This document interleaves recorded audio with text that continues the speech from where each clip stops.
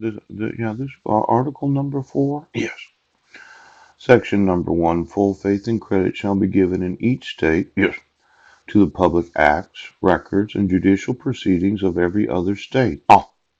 And the Congress may by general laws prescribe the manner in which such acts, records, and proceedings shall be proved and the effect thereof. Yes. Now, these full faith and credit that is being extended. Yes. To the dissolution of marriage, where my wife had a prepackaged. Yes. Default dissolution of marriage. Yes. Where she had the minimum number of court hearings. Right. Because they never served me. Yes.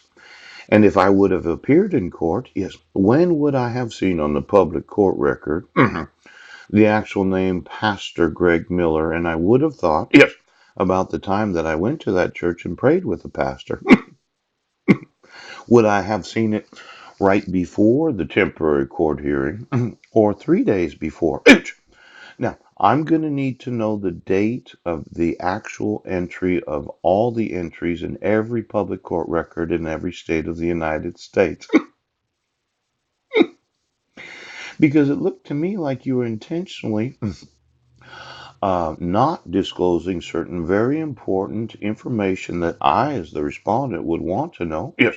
Before going to court. Pooch. Now, you can appreciate. Okay.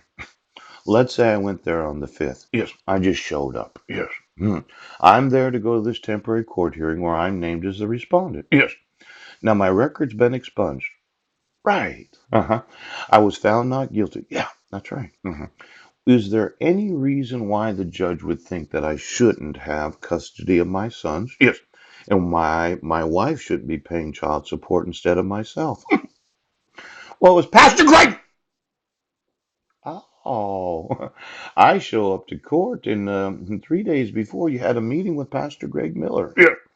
And the pastor told the court commissioner, yes, he's a deranged, delusional individual. Yeah. That should never be given custody of his sons, and he should have to pay child support.